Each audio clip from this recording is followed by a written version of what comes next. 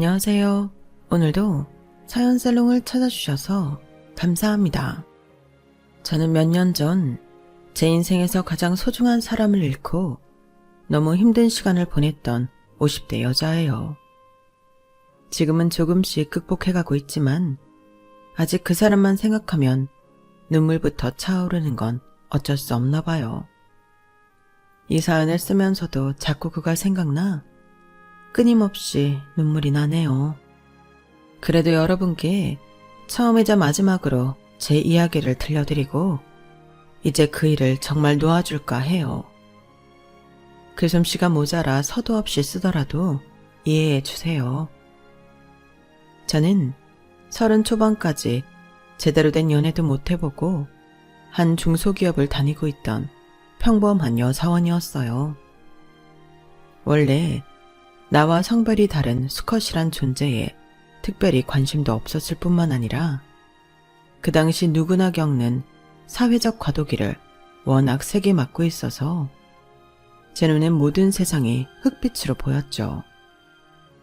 아름다운 것도 없고 좋은 것도 없고 즐겁고 기쁜 일은 더더욱 없었어요. 온갖 업무 스트레스와 다른 직원들과의 마찰로 항상 신경은 과민되어 있었고 표정은 짜증스러웠죠. 그 당시에는 가족들과도 별 교류 없이 지냈어요. 밥 먹으라는 엄마의 잔소리와 일찍 다니라는 아빠의 말은 듣는 둥 마는 둥 했고요.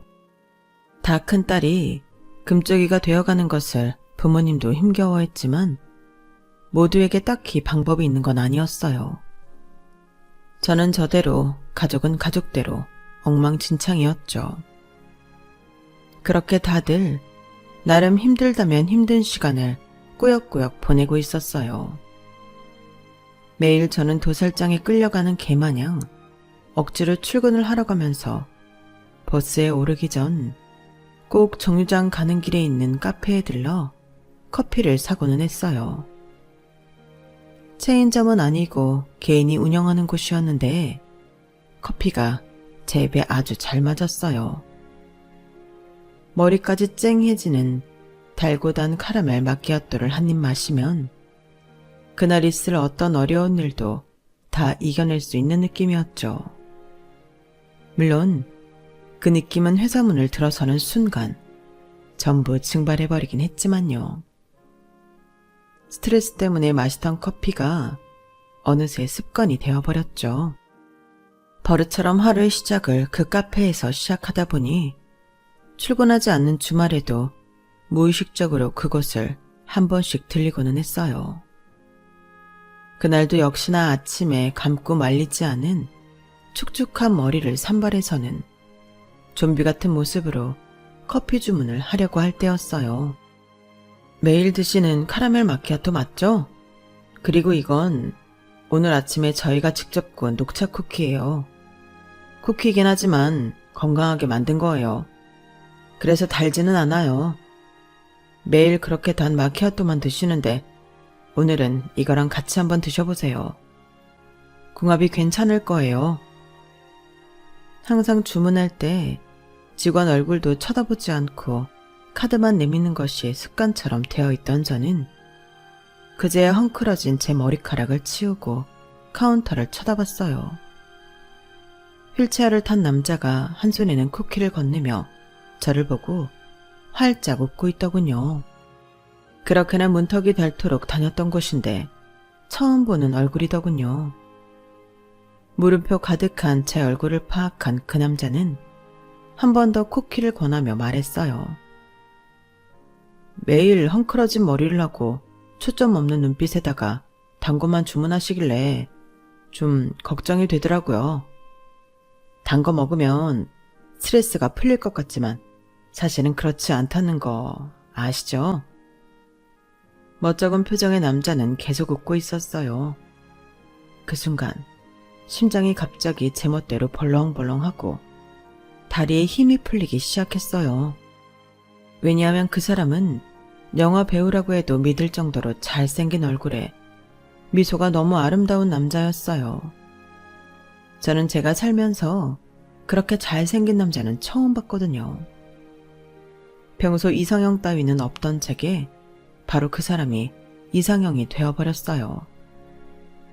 아, 감사합니다. 그런데 원래 여기 카페에서 일하시는 분인가요? 있을 때도 있고 없을 때도 있었는데 저는 그쪽이 이 시간에 거의 매일 봤거든요. 주문하고 결제하면서도 고개 한 번을 들지 않으시더라고요. 제가 여기 카페 사장입니다. 아, 제가 워낙 땅만 보고 다녀서. 그러니까요. 아침마다 그쪽 얼굴 보면 매일 얼마나 힘든길래 눈도 한 번 안 마주칠까 궁금했어요. 전 계속 여기 있었는데 말이죠. 얼굴 좀 피고 기운 좀 내세요. 예쁜 얼굴 너무 막 쓰시는 것 같네. 네? 예쁜 얼굴이요? 처음 들어본 예쁘다는 말에 어쩔 줄 몰라 했어요. 그것도 저렇게 멋진 남자한테 칭찬을 듣다니. 알고 보니 저는 남자한테 관심이 없는 게 아니라 관심 가는 남자가 그동안 없었던 것이 문제였었나 봐요. 여하튼 그날 이후로 저는 아침에 조금 더 부지런을 떨며 단장하고 카페로 향했죠.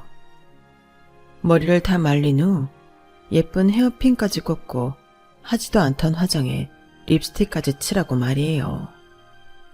아침마다 새삼 카페 가는 시간이 기다려졌어요. 다음날 출근까지 기다려지더군요. 그렇게 그 남자를 보기 위해 카페를 더 자주 드나들었고 고민만 하던 저는 결국 용기를 내기로 했어요. 안녕하세요. 오늘도 마키아토죠? 네. 그런데 사장님은 커피 뭐 좋아하세요? 저요? 전 그냥 아메리카노 마십니다. 그럼 마키아토 한 잔이랑 아메리카노 한 잔 주세요. 하나는 사장님 거예요. 제가 커피 쏠 테니 잠깐 앉아서 얘기 좀 할 수 있을까요? 어디서 갑자기 튀어나왔는지 모르는 용기가 솟구쳤어요. 그렇게 저는 나름 꽤 당차고 결연한 표정으로 그와의 커피 타임을 제안했어요. 그 남자는 좋다고 하며 저와 테이블로 향했어요. 카운터 안쪽에만 있던 그를 처음으로 더 가까이에서 볼 수 있게 되었어요. 가까이서 보니 더 잘생겼더군요. 저는 그가 맞은편에 편하게 앉을 수 있게 의자를 옆으로 빼고 휠체어가 들어갈 만한 공간을 마련해 주었어요. 갑자기 이런 말 이상하게 생각할 수도 있지만 저 사장님 좋아해요. 그것도 아주 많이 좋아하는 것 같아요. 남자는 이상하게도 이미 다 알고 있다는 듯이 저를 보고 빙그레 웃기만 했어요. 왜 아무 말도 안 하고 웃기만 하세요? 좋아서요. 저도 그쪽 좋아해요. 훅 들어온 그의 고백에 숨이 멎을 것 같았어요. 쿠키 드렸을 때, 아니 그보다 훨씬 전부터 좋아했어요. 그런데 절 한 번을 쳐다보지 않으시더군요. 제가 회사도 집도 제 미래에 대해서도 고민이 좀 많아서 항상 환한 얼굴을 하고 다녔거든요. 사람들 눈도 잘 안 쳐다보게 되고. 그런데도 제가 마음에 들었다고요? 네, 이상하게 저도 모르게 끌리는 느낌이더군요. 저 사람에 대해 더 알고 싶다. 궁금증도 커지고 저도 마음에 들었지만 보시다시피 제 다리 때문에 쉽게 고백을 할 수는 없었어요. 장애를 가진 사람은 어쩔 수 없이 항상 수동적이게 되더군요. 다리가 왜요? 휠체어 때문에요? 네, 전 그쪽이 어떤 남자를 좋아하는지도 모르고 더욱이 장애가 있는 사람을 소름 돋게 싫어할 수도 있는 거잖아요. 저를 항상 안 쳐다보고 주문하시길래 제가 불편하신가 싶기도 했었어요. 그래서 저도 여태껏 혼자 짝사랑만 하고 있었어요.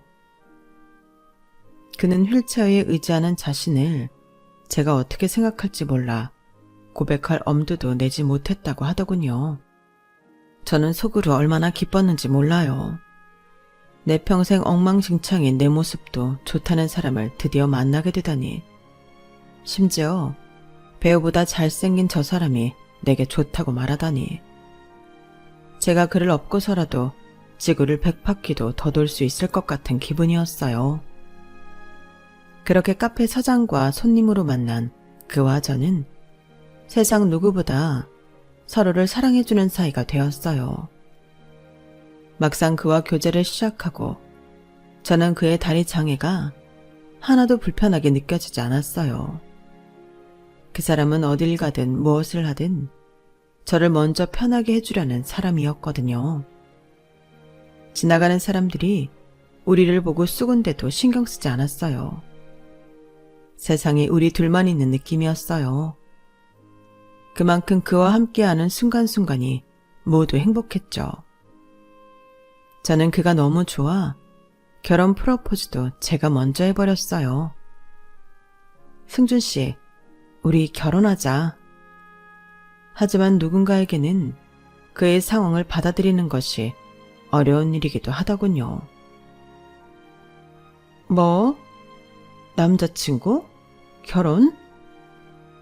갑자기 무슨 남자에다가 결혼을 한다 그래? 그러니까 지금 얘기하잖아. 결혼할 사람 있다고. 너 요새 상태 좀 괜찮아졌다 했더니 다 연애해서 그런 거였어?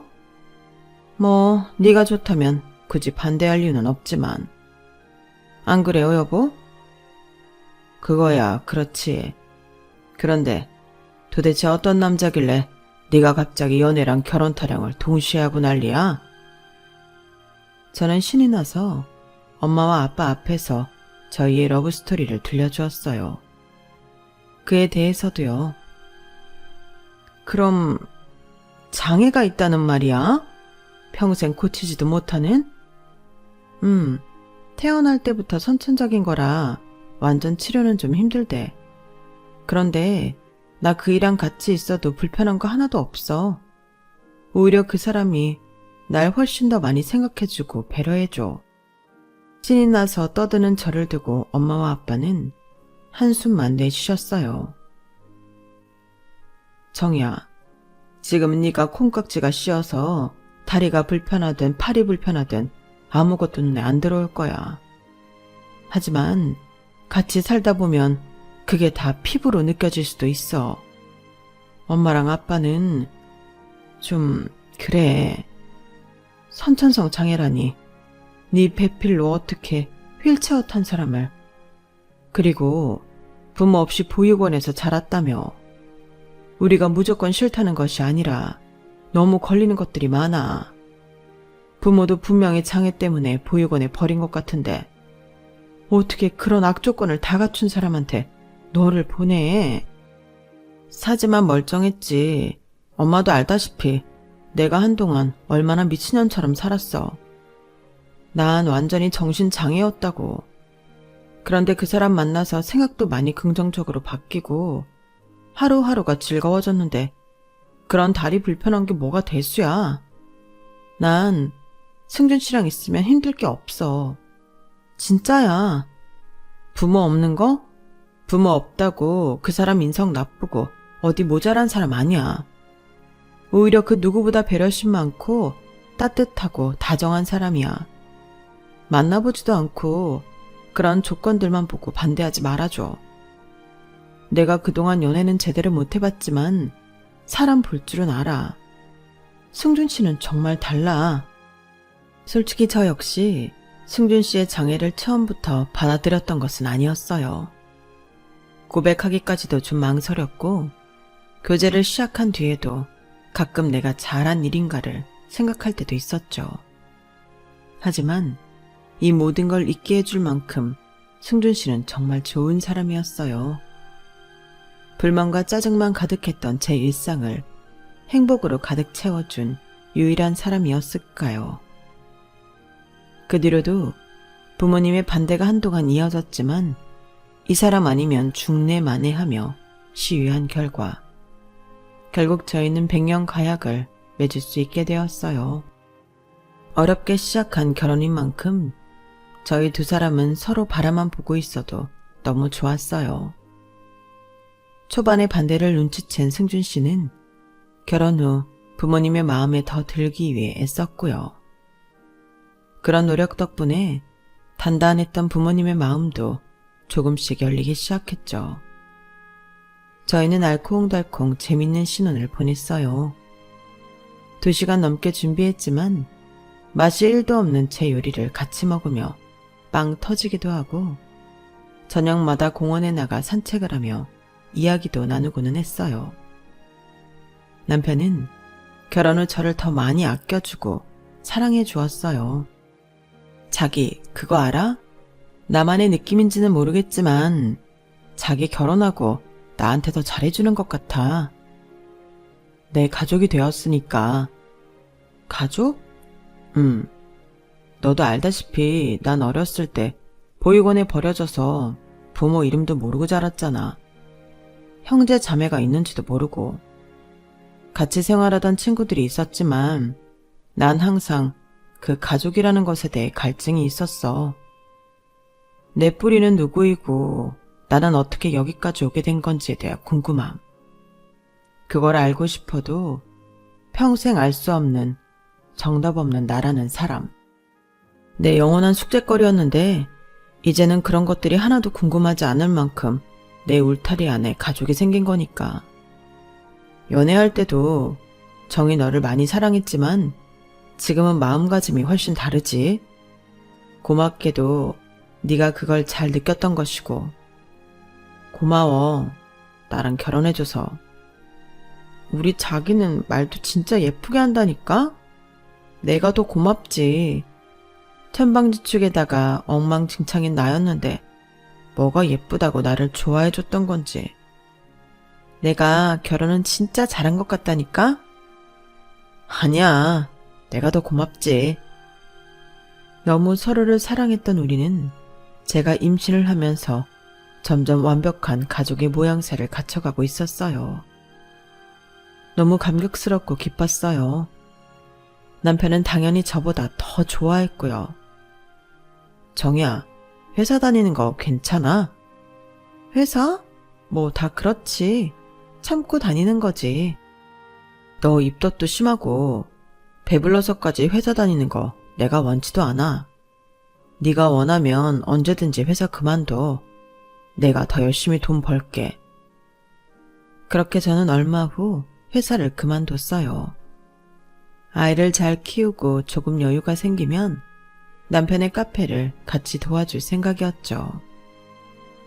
다행히 남편의 카페는 그럭저럭 잘 흘러가고 있어서 외벌이었지만 경제적으로 크게 힘들거나 하지는 않았어요. 첫째 아들 성훈이를 낳고 한창 육아의 행복과 괴로움 사이에서 방황하고 있을 때 저는 둘째를 또 갖게 되었어요. 예쁜 공주님이었죠. 저희 부부는 금방 또 새 생명이 와준 것에 대해 너무 감사해하며 선물 같은 하루하루를 살고 있었어요.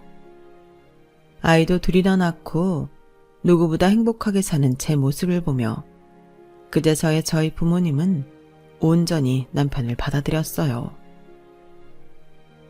김서방, 그동안 우리가 미안해.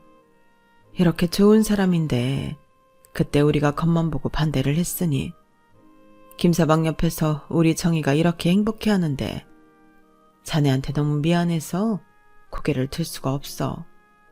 이제라도 사과를 꼭 받아줘. 그런 말씀 마세요. 제 딸도 똑같은 상황이었다면 저도 반대했어요.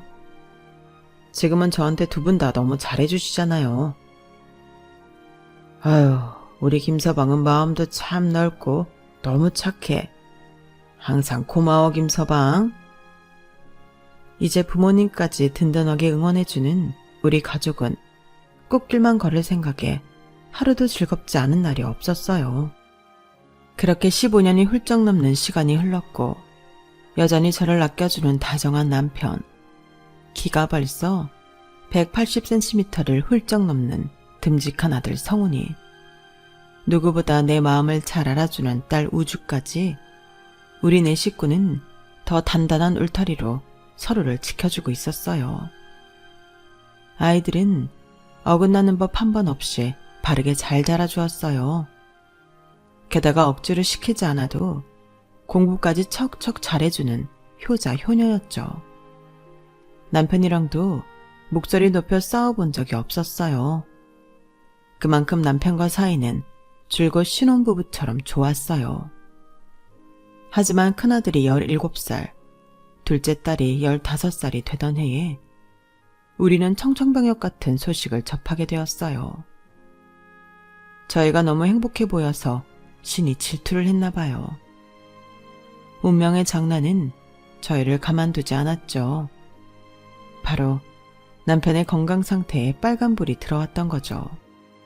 남편은 그즈음 어떤 물건이든 잡다가 놓치는 일이 많아졌어요.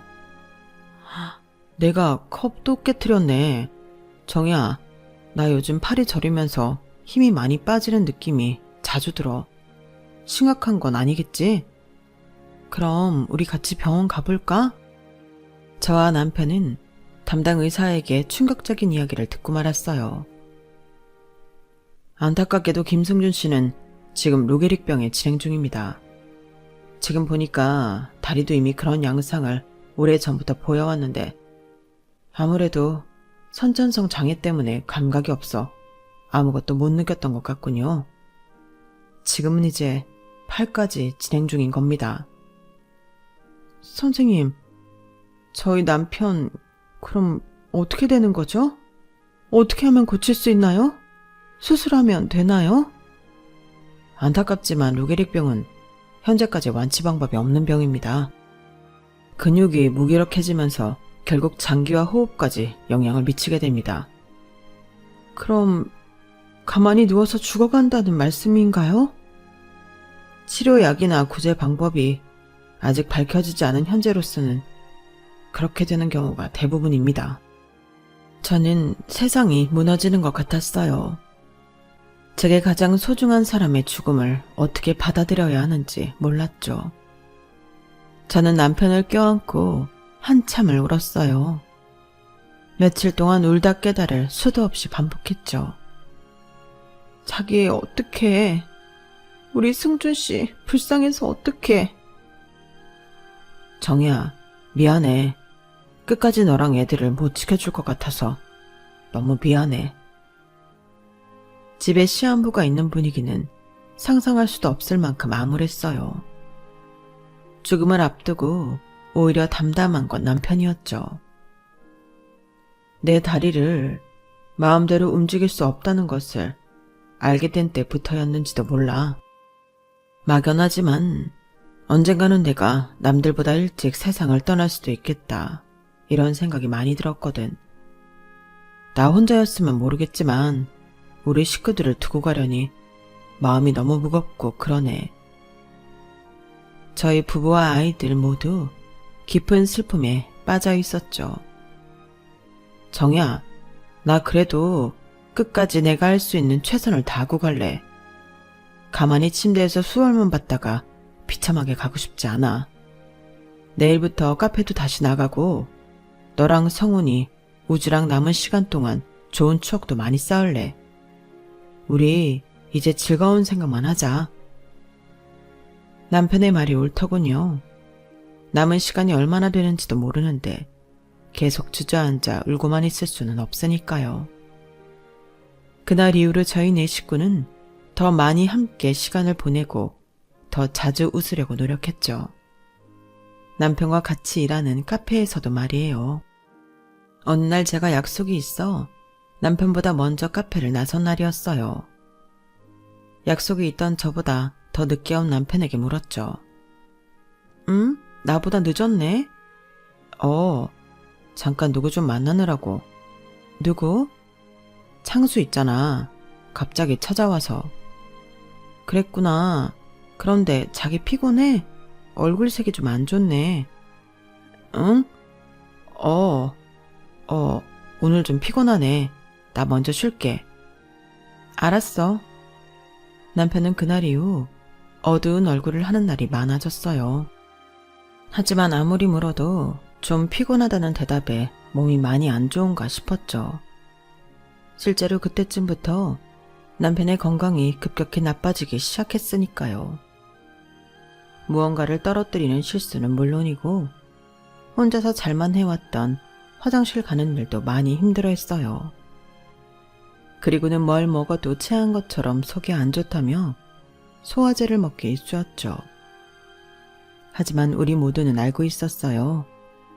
남편의 죽음이 조금씩 더 가까워지고 있다는 것을 말이에요.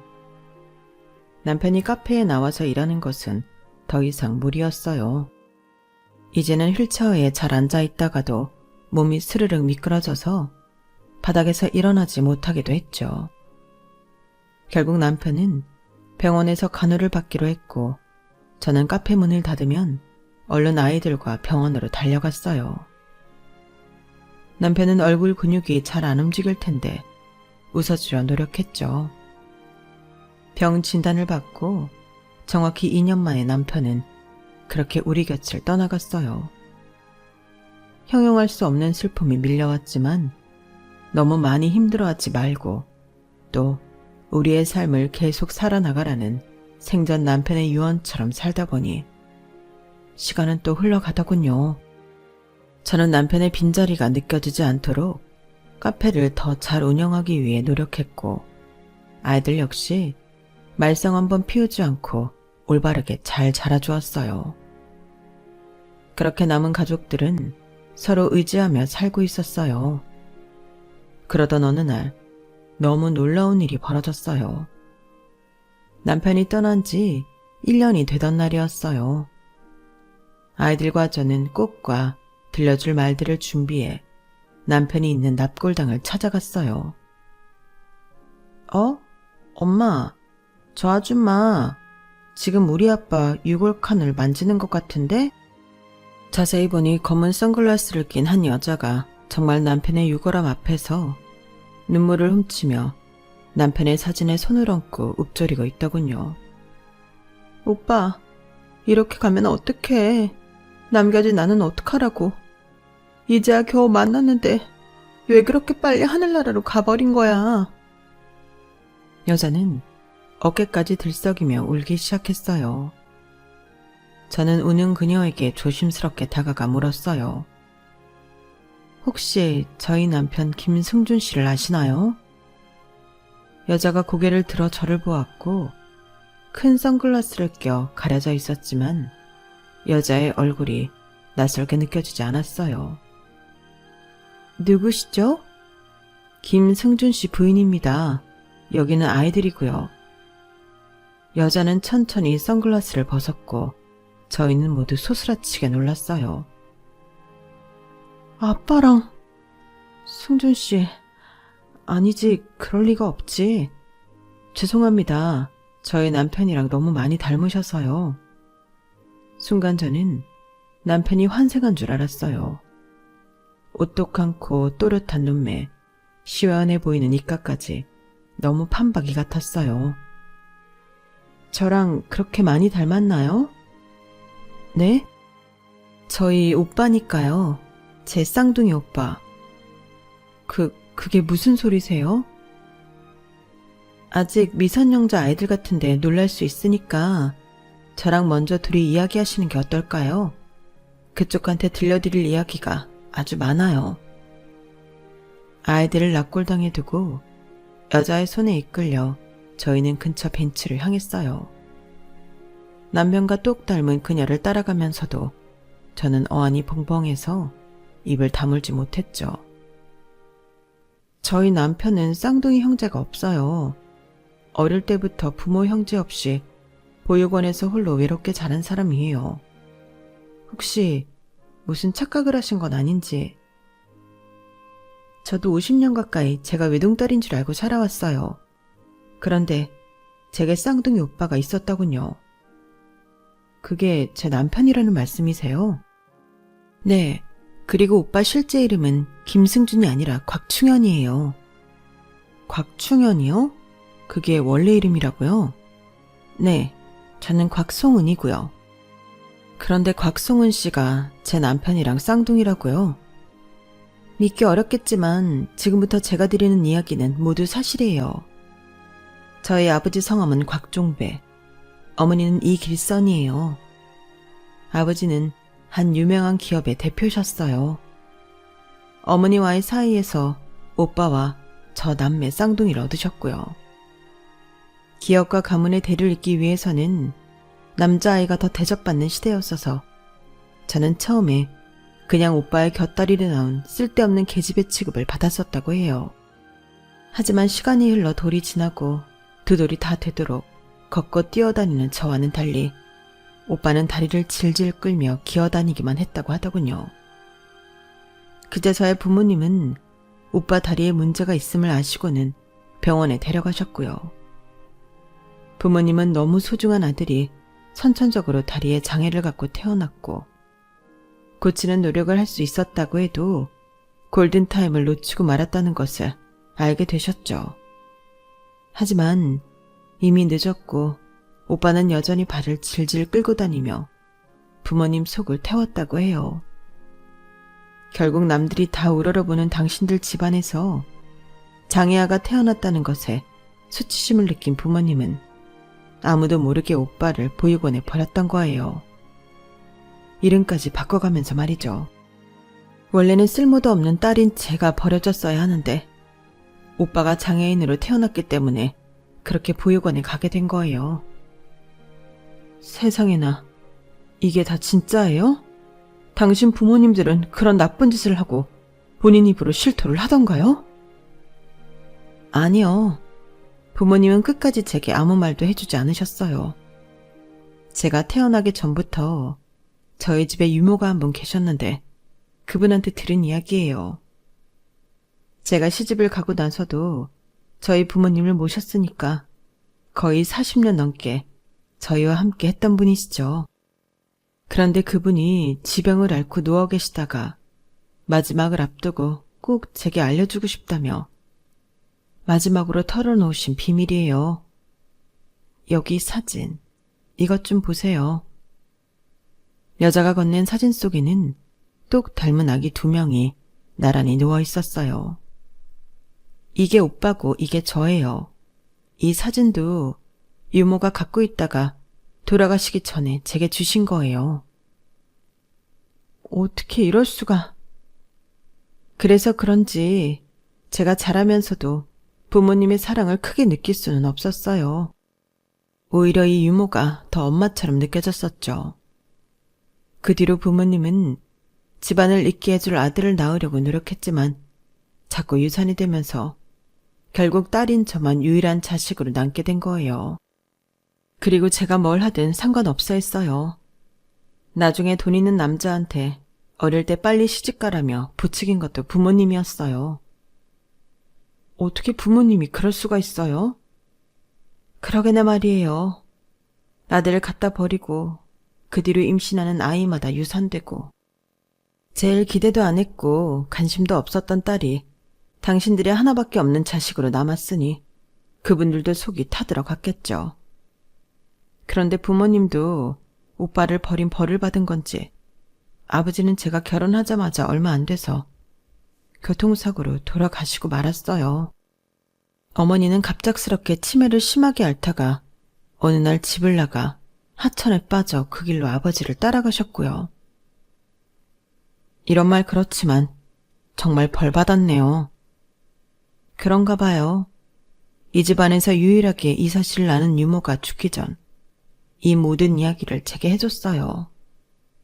그리고 그 당시 오빠를 어디 보육원에 버렸고 어떻게 된 일인지 전부 자세히 기록해 두셨더군요.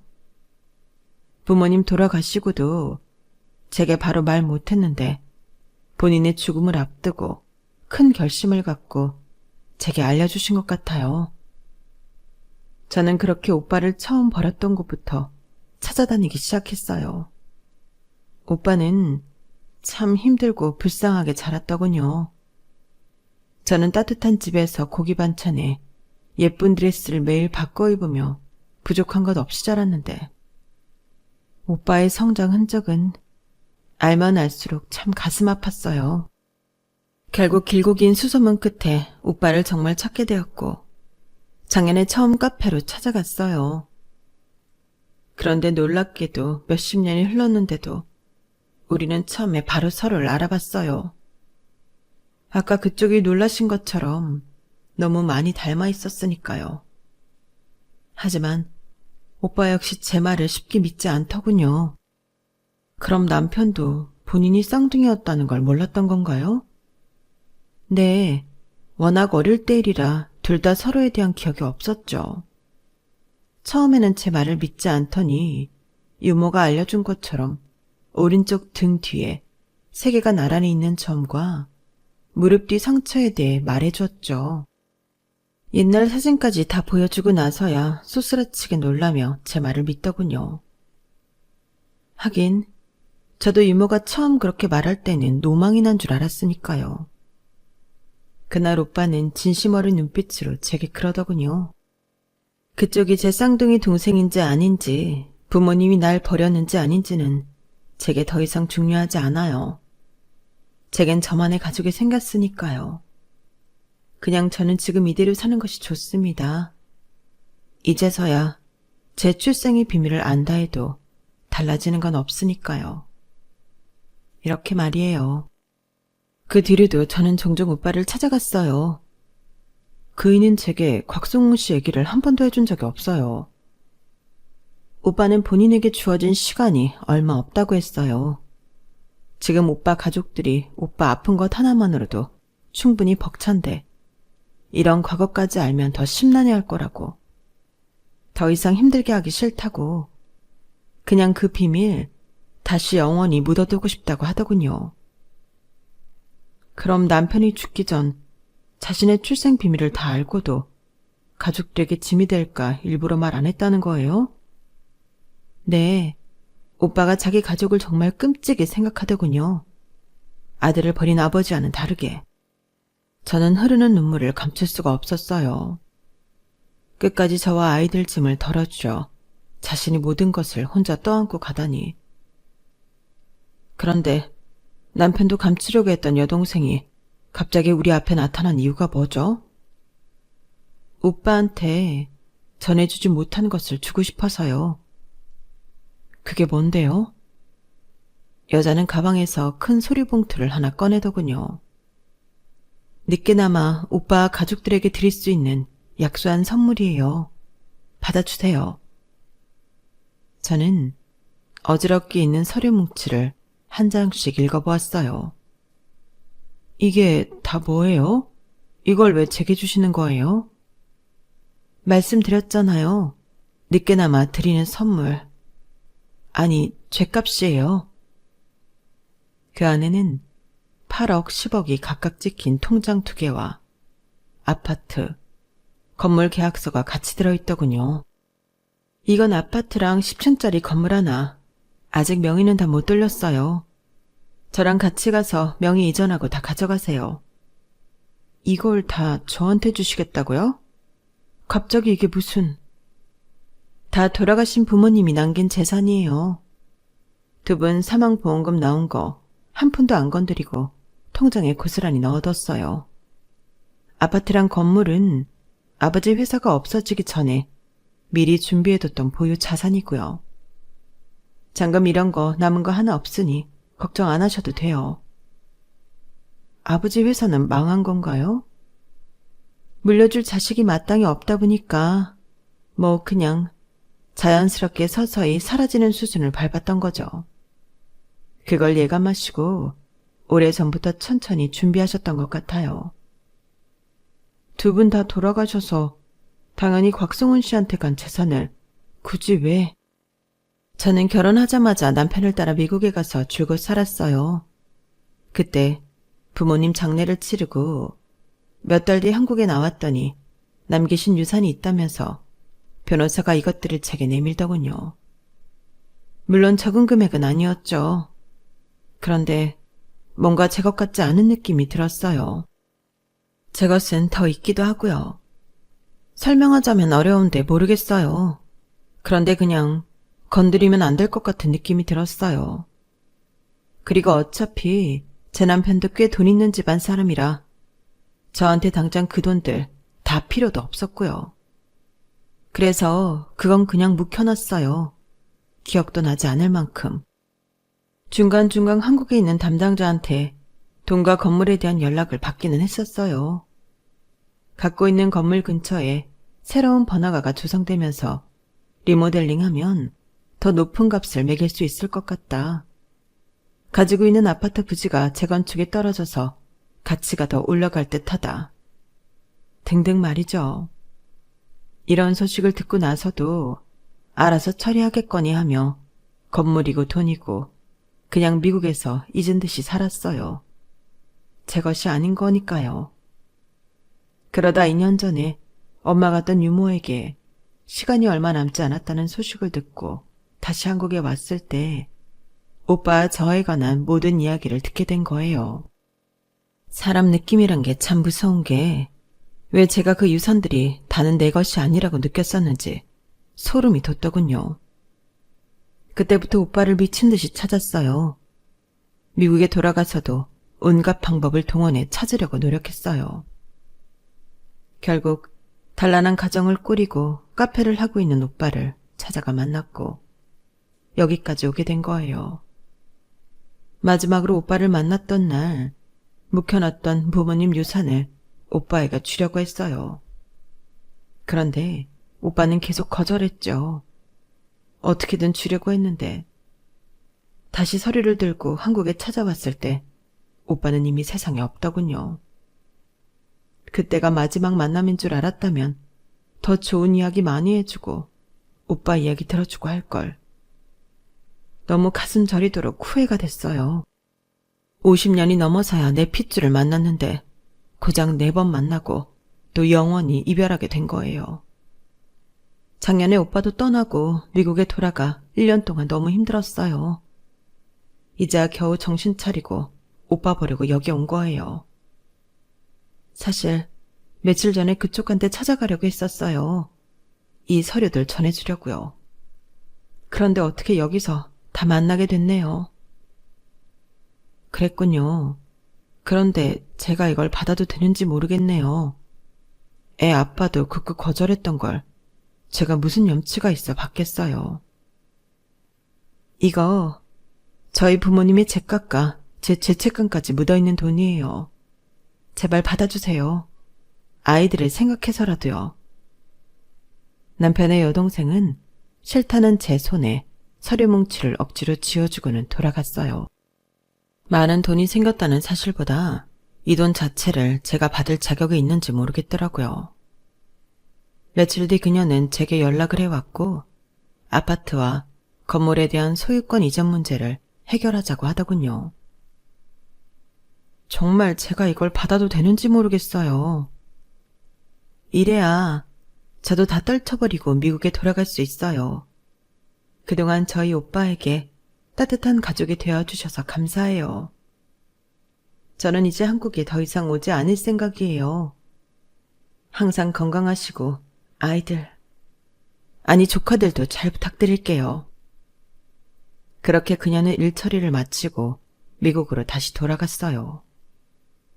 저는 갑자기 제 손에 쥐어진 입이 딱 벌어지는 재산과 서류 뭉치를 들고 엄마 아빠에게 달려갔어요. 아이고. 김서방이 죽어서도 지 식구들 이렇게 챙겨주고 가네. 이렇게 착한 사람을 하늘도 무심하지. 왜 그렇게 빨리 데려갔을까? 살아있을 때 더 잘해줄걸. 미안해 김서방. 아휴. 그날따라 엄마의 구슬픈 울음소리에 남편이 더 보고 싶어지더군요. 그 후 미국으로 돌아간 곽송은 씨와는 정말 연락이 닿을 수 없었어요. 갑자기 제 손에 맡겨진 이 많은 재산을 저 혼자 감당할 수 없어 금융 컨설턴트를 만나 잘 보관해 두었어요. 투자 권유도 받았지만 신중한 남편 성격상 그런 건 싫어하니 저 역시 절대 하지 않겠다 다짐했죠. 지금 저와 아이들은 남편 덕분에 부족함 없이 잘 살고 있어요. 공부를 좋아하는 아들과 딸을 모두 유학을 보내고도 충분한 그의 유산이 남아있기 때문이죠. 제 남편을 만난 건 제 생애 가장 큰 축복이었던 것 같네요. 자기야, 거기서는 안 아프고 잘 지내? 서훈이랑 우주가 나 외롭지 않게 자기 몫까지 다 해주고 있어. 난 정말 복이 많은 여자인가 봐. 당신을 만나서 나 정말 행복했고 많이 고마웠어. 당신은 지금 내 곁에 없는데 당신 덕분에 나는 오늘도 풍요롭게 살아. 뭐라고 감사하단 말을 해야 할지 매일같이 고민해. 자기야, 정말 고마워. 내가 자기의 가족이 되어준 것이 아니라 자기가 나의 가족이 되어준 거야. 오늘따라 당신 생각이 더 많이 나네. 보고 싶다. 나 이제 당신처럼 쓴 아메리카노도 잘 마실 수 있는데. 같이 커피 한 잔씩 들고 손잡고 산책하면서 대화하고 싶은데. 내가 자기 따라 하늘에 가면 우리 꼭 그렇게 하자. 항상 보고 싶고 사랑해. 우리 또 만나. 제 이야기 들어주셔서 고맙습니다. 여러분의 가족들과 항상 행복하시기를 바랍니다. 여러분, 사연 댓글에 응원과 현명한 조언 부탁드려요. 좋아요와 구독은 저에게 큰 힘이 됩니다. 오늘도 좋은 일 가득하세요.